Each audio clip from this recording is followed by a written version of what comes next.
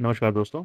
आजकल एक डिस्कशन चल रही है पब्लिक डोमेन में, वो ये है कि whether supreme court is supreme या फिर पार्लियामेंट इज़ सुप्रीम या सुप्रीम कोर्ट प्रेसिडेंट को डायरेक्शंस नहीं दे सकती। एक तो ये डिस्कशन ये भी है कि अगर सुप्रीम कोर्ट ने ही लॉज़ पास करनी है, तो फिर पार्लियामेंट और स्टेट लेजिस्लेचर्स का क्या मतलब है?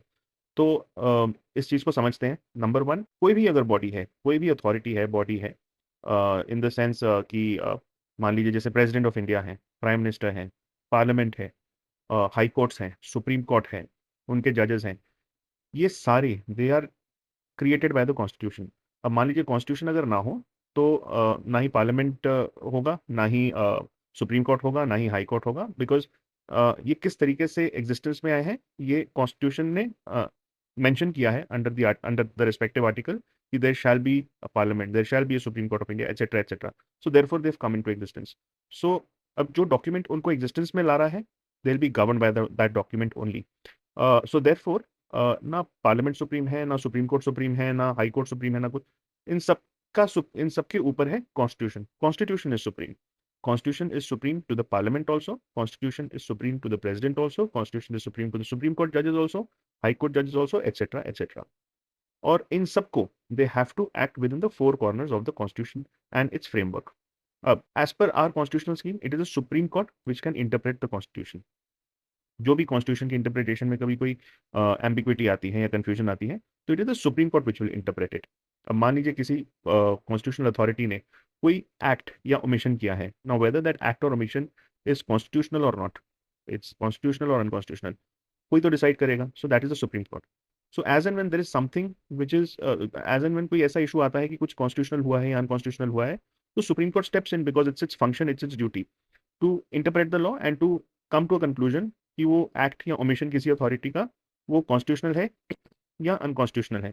तो that is what the supreme court does. अब अगर कोई अथॉरिटी ये कहे कि सुप्रीम कोर्ट ये नहीं कर सकता, तो that would be wrong. Wrong because supreme court बस अपना काम कर रहा है to decide whether a thing is constitutional और अनकॉन्स्टिट्यूशनल। और उसको कॉन्स्टिट्यूशनल किस तरीके से बनाना है, supreme court can very well give those directions as well under the constitutional scheme. So therefore ये कहना कि सुप्रीम कोर्ट से it is the parliament is of course supreme, but Supreme Court is also supreme, and so are other functionaries in their own domains. There's something called a separation of power. Parliament अपना काम करती है, legislature अपना काम करती है, executive जो है, मिनिस्टर्स जो हैं, पुलिस फोर्स जो है, वो अपना काम करती है, लाइकवाइज जुडिशरी अपना काम करती है। सबका जो स्कोप है काम का, वो निर्धारित है।